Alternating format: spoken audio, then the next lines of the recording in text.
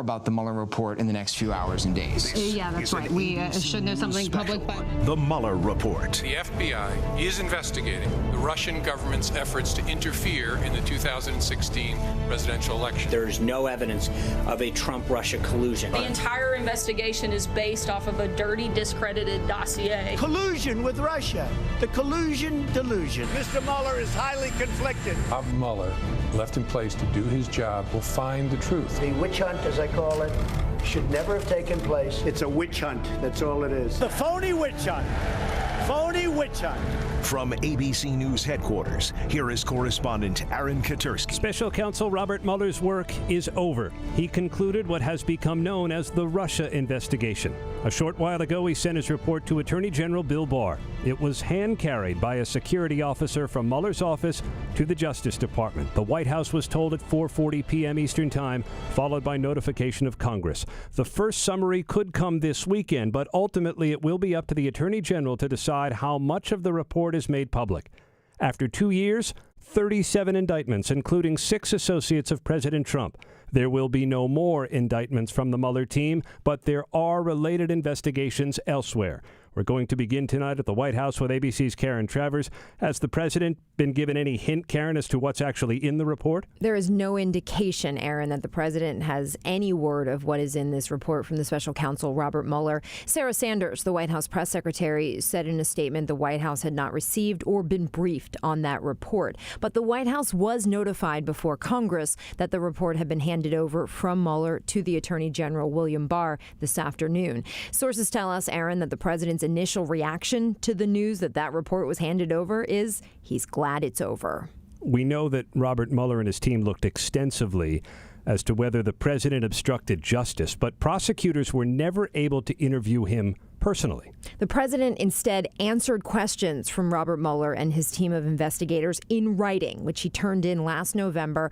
He worked with his attorneys on it, but he did tell us several times that these were his answers, that he did the work. He took the advice of those lawyers and did not agree to do a sit-down interview in person with Mueller and his team. And Aaron, the Mueller team didn't attempt to force the president to do that by seeking a subpoena, which was potentially an option on the table. That, of course, would have set up a major court fight.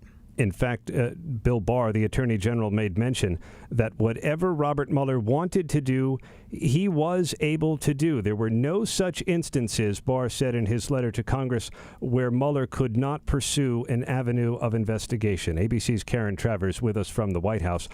For 22 months, Robert Mueller has let his indictments and court filings speak for themselves.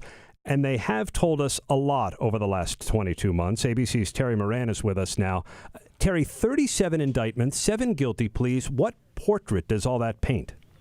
It's the portrait of an attack on our country, Aaron. Remember that Robert Mueller was appointed to investigate the attack by the Russian intelligence services on the American election and any links or coordination between the Russian government and the campaign of Donald Trump. And what the indictments and his record has shown is that there was certainly an extensive attack by Russia. He identified by name the people who did it in Russia.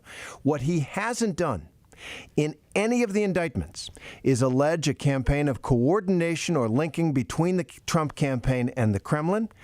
He didn't charge that. There's no evidence of that in the Manafort case or the Cohen case or the Stone case. And he's not going to do any more indictments. Plus, as you just said, he had free rein. No one above him, not Rod Rosenstein, not Matthew Whitaker, who was acting attorney general for a while, not William Barr, told him he could not investigate someone or some incident. And so what we have is a record, a good one, of what happened in 2016. And as far as we can see, based on what Mueller has done in all of those indictments, there was no collusion. Because there's no evidence of it, or because of longstanding Justice Department practice that you can't indict a sitting president? Well, that is the Justice Department guidelines, but there's no evidence of it in the Manafort case. There's no evidence of it in the Cohen case. I mean, there wasn't indicted or charged, and it looks like those people would be involved. There's also been investigative journalists all around the world looking for it, and it just doesn't seem to be there. Now, maybe there's a bombshell hidden in the Mueller report, but we will hear very very quickly, according to Attorney General William Barr, in a general sense, what the conclusion is of Robert Mueller, who had the power of subpoena, who had access to all of the intelligence apparatus of the United States, on the central question: did the Trump campaign conspire and collude with the Kremlin? Terry, the country has lived with this for the better part of 2 years, and this isn't the end. Well, it's not the end of the investigations into Donald Trump, because now in the course of this investigation and in the course of President Trump's own conduct as a candidate, paying off Stormy Daniels and others in order to buy their silence, he has raised questions of criminality on other issues. So those investigations, which are part of the federal Justice Department and attorney generals in several states, those will continue. It is all, however, while very important to get the answers to these important questions, the country has a tremendous amount of problems, policy problems that need solving. And one thing that has happened today is, at least this stage of it, this investigation is over. ABC's Terry Moran with us live from Washington, as is our Chief Justice correspondent here at ABC News, Pierre Thomas. It is entirely now, Pierre, up to the Attorney General what to release, how much, and when. That's right. And a surprise today, Aaron, in that he said that we'll get a summary of conclusions possibly as early as this weekend. That was a twist that we did not expect. It's information that the public will get pretty soon that will answer some basic questions. Was there collusion? Did the president obstruct justice? Those are the kinds of questions that we suspect will be answered, Aaron. Already a lot of questions had been answered, and as Terry started to lay out, the indictments have spoken of what happened in the election, that Russia was behind. There were 24 Russians indicted. Exactly. Mueller concluded and found that the Russians did, in fact, hack the DNC, that they did, in fact, hack Hillary's campaign chairman, John Podesta, and that they engaged in a social media campaign aimed at influencing Americans by sowing seeds of division. Those are facts. What we now will try to find out is whether Mueller found anyone who openly worked with the Russians. The indictments didn't speak to that, the ones that we saw anyway, but there was so much in those indictments that were redacted, that were blacked out. That's the mystery. Is there anything in there that would give more detail and more of an understanding of what Mueller found? Although no American, Pierre, has actually been charged with illegally plotting with the Russians to somehow tilt the election, Mueller did uncover a fair number of lies by close associates of President Trump.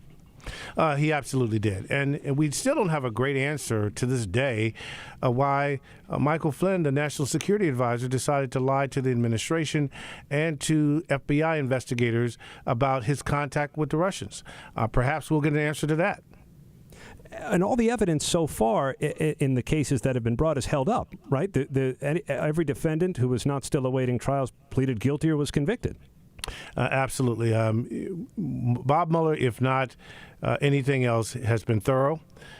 He's known as a legendary lawman, a legendary prosecutor. And if you just look at the facts, the people that he's brought to court have either pleaded guilty or been convicted or await trial.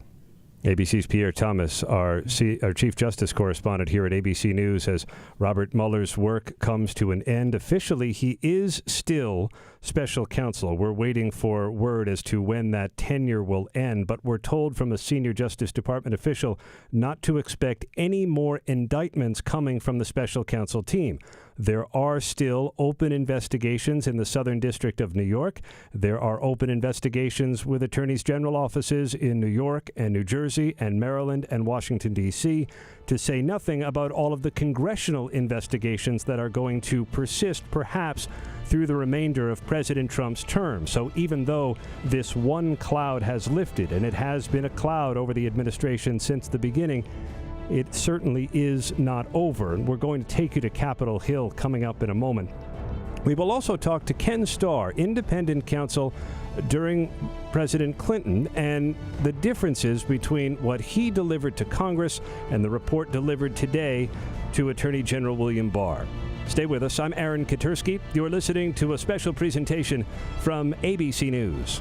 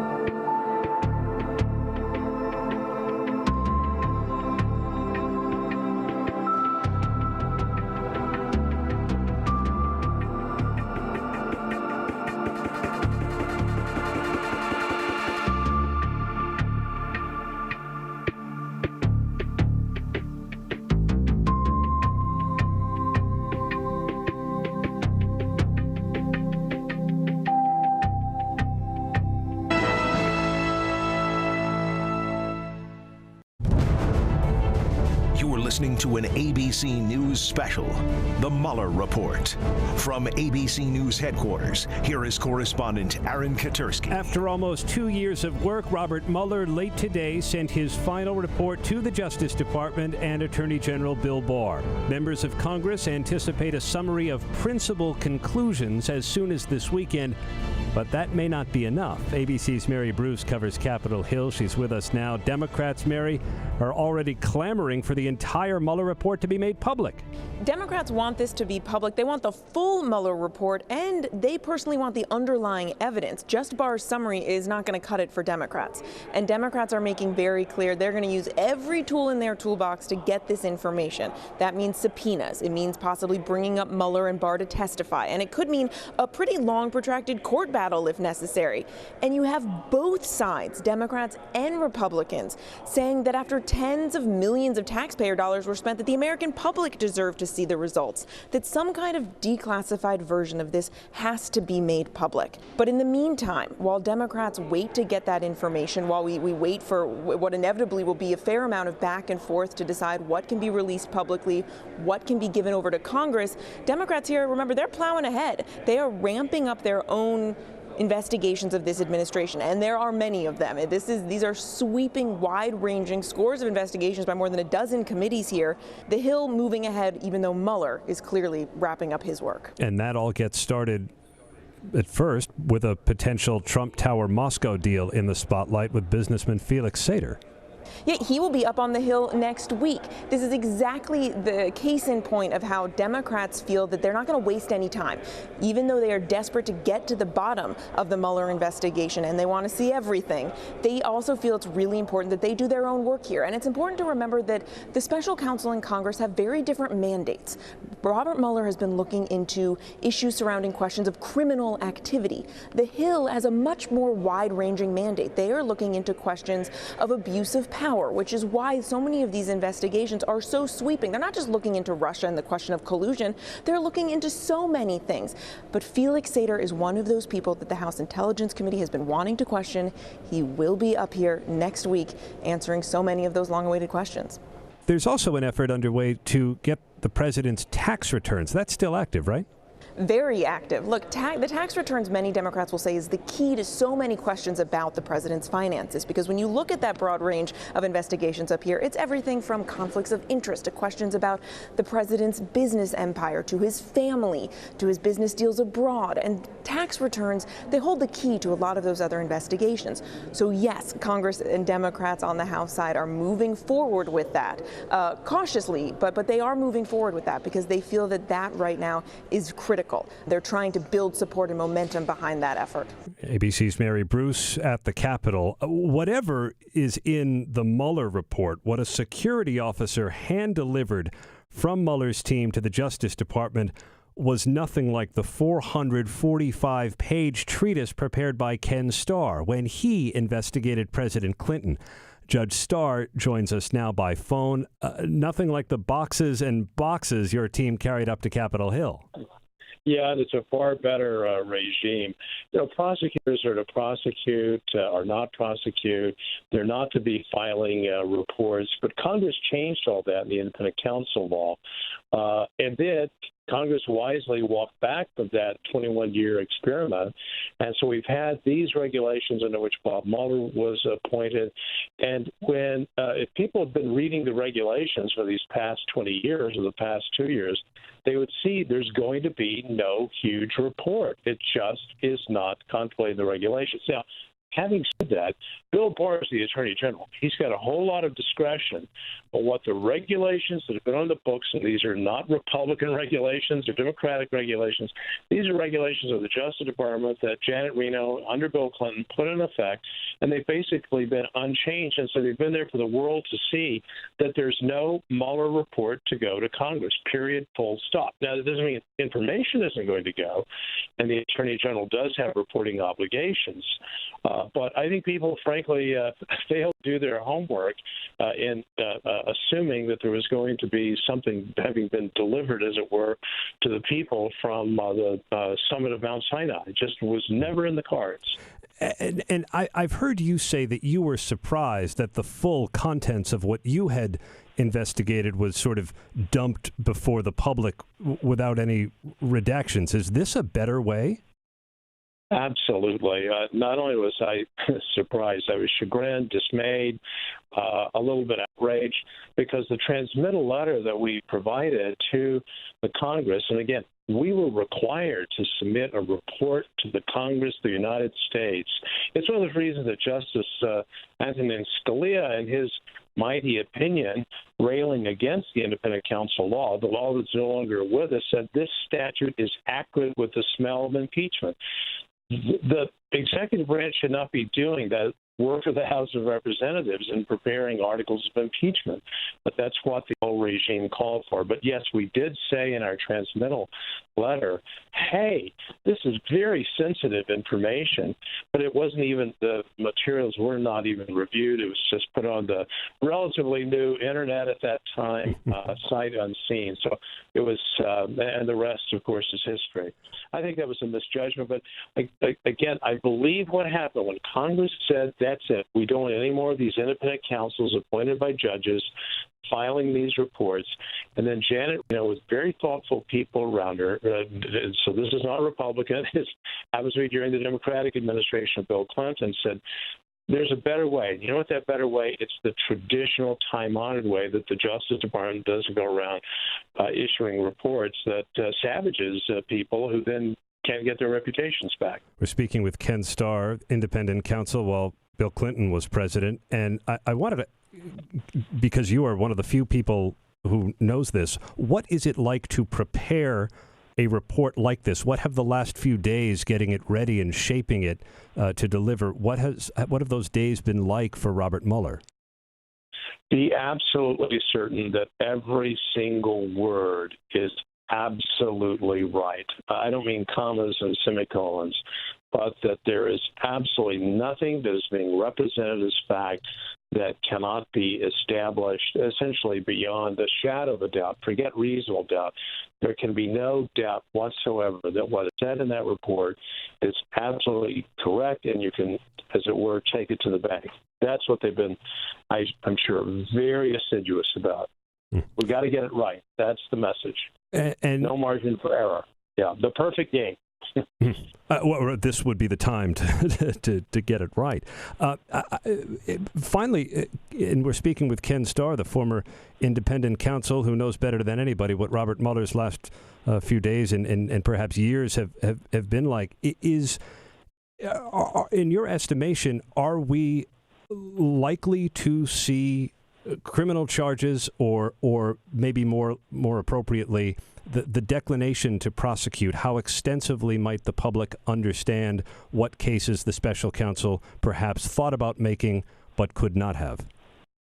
Yeah, it's a predictive judgment, but I think that Bill Barr will err on the side of transparency while at the same time, so telling us more rather than less, at the same time, not besmirching people's reputations.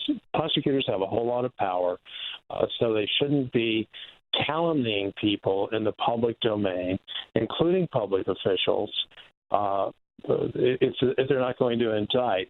And, of course, as you know, that's part of the criticism that I think was meritorious laid at the feet of Jim Comey for, during a presidential campaign, no less, sharply criticizing Hillary Clinton for her actions, right, with the server and so forth and so on, but not proposing an indictment. And so anyway, I think we all relearned a lesson from that.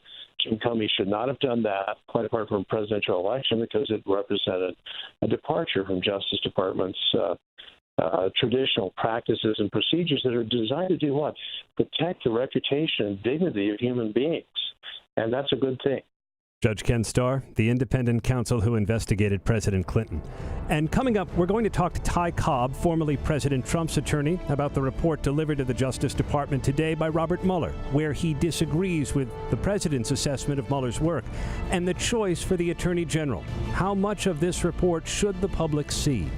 I'm Aaron Katersky. You're listening to a special presentation from ABC News.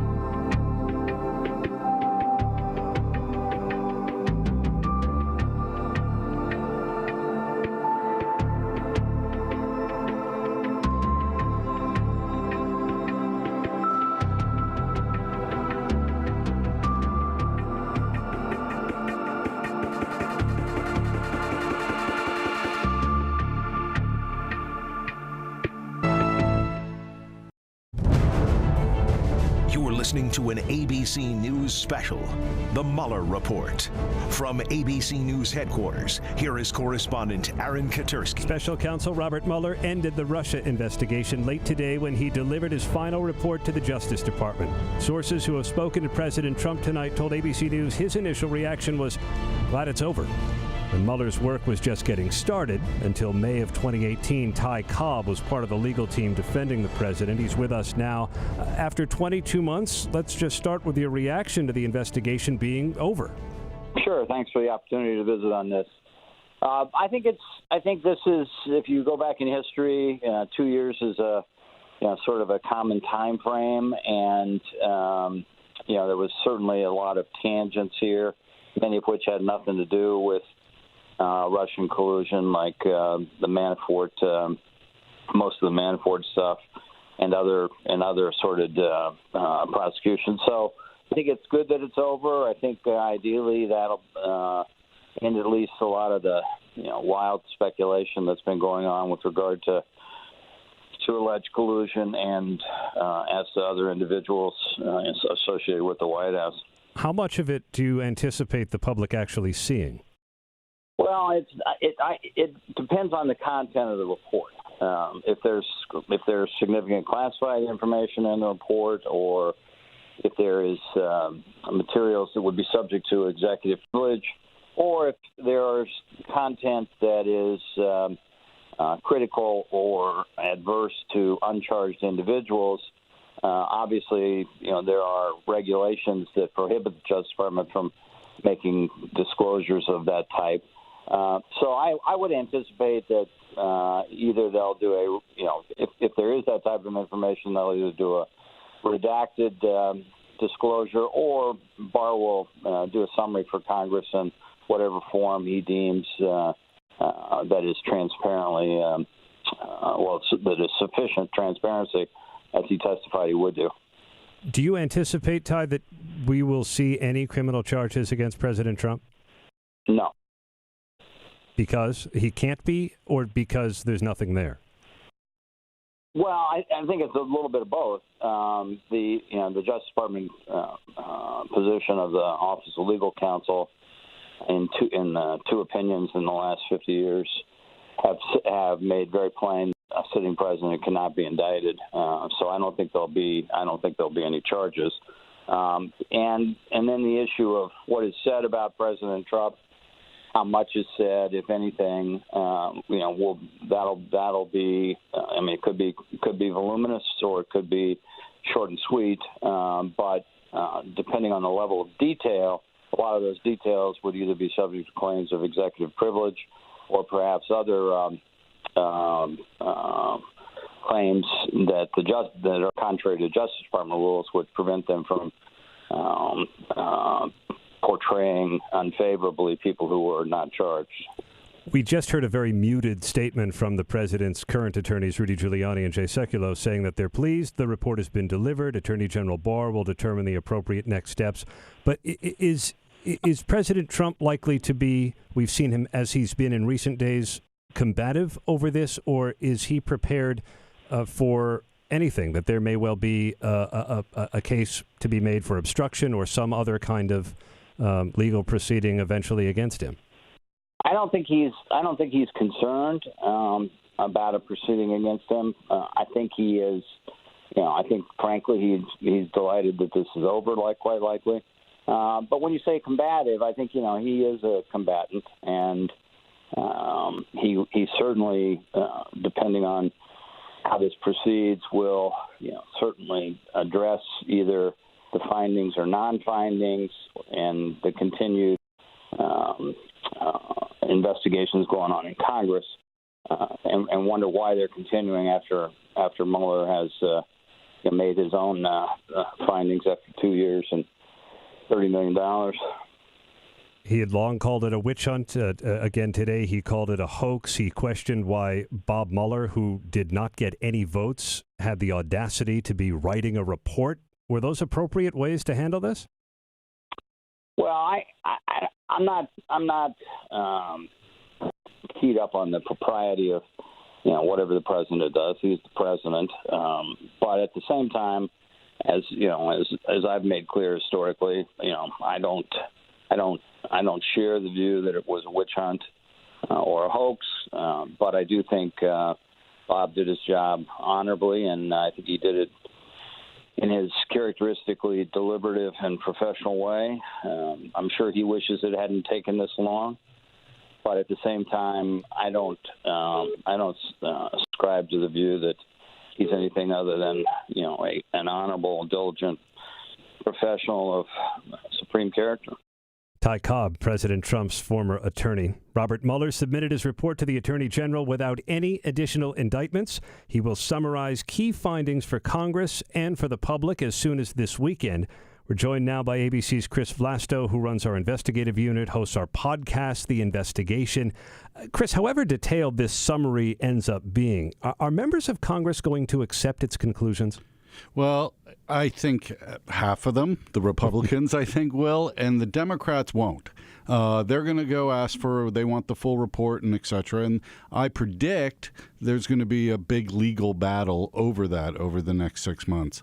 But I do think Democrats need to be a little careful because, you know, for the last 2 years, the Democrats have been basically lionizing Robert Mueller. And, you know, they've said that he's an honorable man. He has an impeccable reputation. This is going to be his report. What we've learned today, and with the quickness that this is going to be shown to the public in a day or two, is that this is Mueller's report. This is not Barr's report. So I think if Democrats start turning on Mueller, it's going to the mass that in Washington it may be an interesting game, but I think the regular people out there are not going to really be able to stomach that. And you know what I learned in my old days of covering Clinton. Is that the Republicans went too far, and they paid the price for it. And so the Democrats investigating every single thing about Bill Clinton, and he won re-election easily because of all those investigations.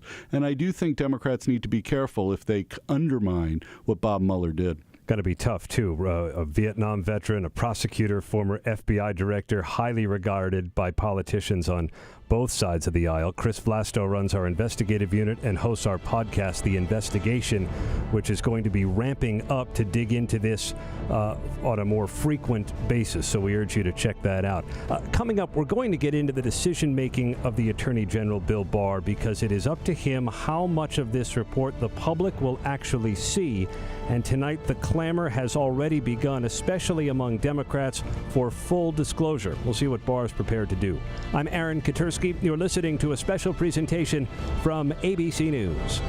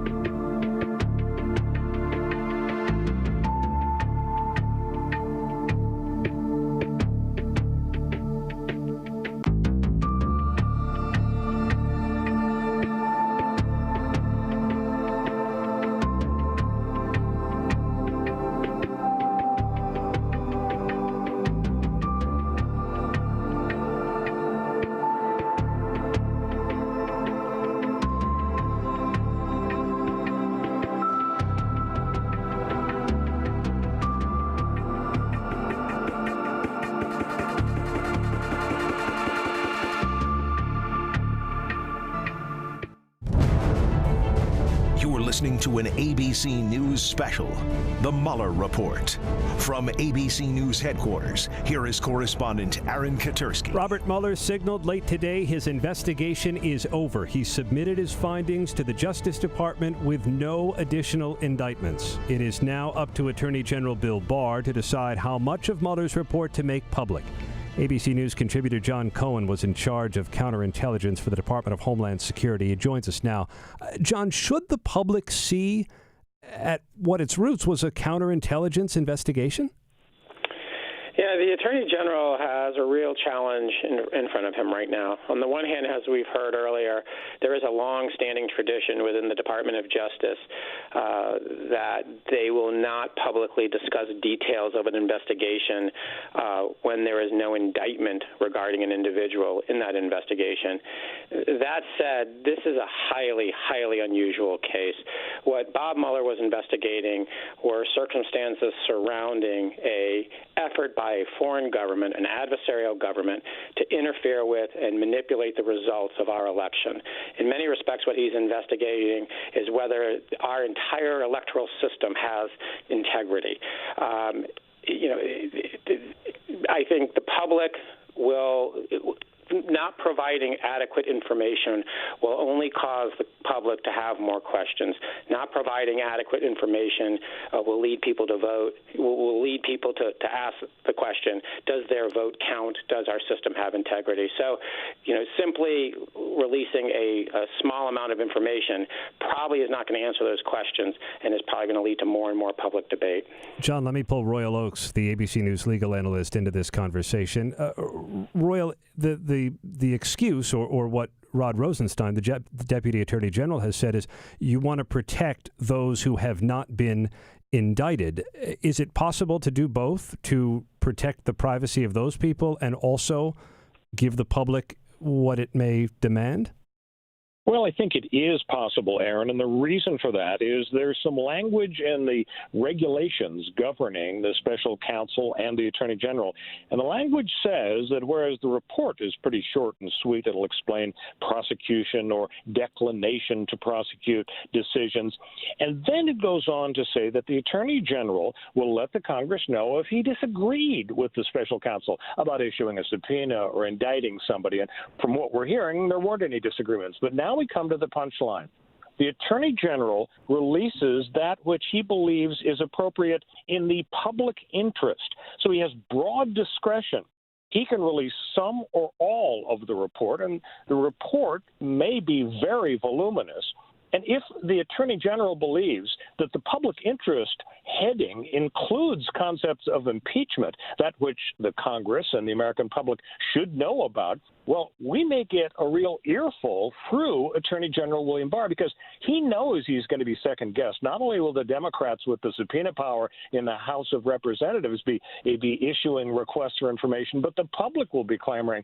We've been waiting for 2 years. What's in this report? It shouldn't be secret. So unless you have some sort of special sensitive counterintelligence sources and methods about investigations, confidential stuff that has to be suppressed, I think there's going to be a lot of pressure on Attorney General Barr to release it. And if, in fact, there's a lot of information pointing the finger of blame at President Trump, but the special counsel said, well, we don't indict a president. The Department of Justice has been making that clear for decades. But still, here's a lot of very interesting information about President Trump. All that could be released through the Attorney General. We may get the summary Monday, and if not that, we could get subpoenas from the House thereafter. And then the president could go to court and say, well, no executive privilege, or we're not supposed to trash people who weren't indicted by a grand jury, but still, there could be a real juggernaut to release virtually everything that the special counsel looked at, and then it'll become fodder for the impeachment debate that will occur over the next year or so. It is just the beginning in so many ways. John Cohen, could there be, absent a prosecutable case, something nonetheless damning in the report that obviously Democrats want to see, but that the public should see? Yeah, I mean, this was in part a counterintelligence case. And the objectives in a counterintelligence investigation often do not lead to prosecution. The goal is to identify damage, to contain that damage, to acquire additional intelligence, and then to use whatever relationships you've identified, whatever networks you've identified that are operating in the country, use that for your own intelligence purposes. Prosecutions in counterintelligence cases are very complicated because much of the information that the government acquires comes through very sensitive intelligence collection capabilities. And at the end of the day, the prosecutors will have to either build a case not using that information or decide not to prosecute so they don't disclose sensitive intelligence methods. ABC News contributor John Cohen, formerly of the Department of Homeland Security, where he ran counterintelligence operations. And coming up, we're going to get some final thoughts from the Capitol, from the White House, and from our investigative unit. So stay with us. I'm Aaron Katursky. You're listening to a special presentation from ABC News.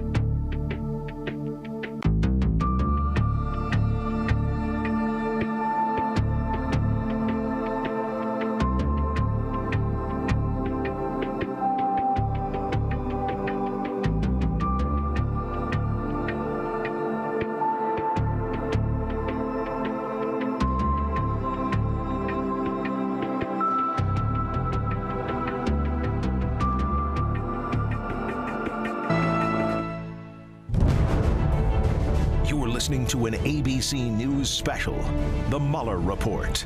From ABC News headquarters, here is correspondent Aaron Katursky. Robert Mueller has turned in his findings of the 22-month Russia investigation. As soon as this weekend, Attorney General Bill Barr will summarize the report's principal conclusions and provide that summary to Congress and the public. Then, it's up to him how much of the report, if any, should be made public.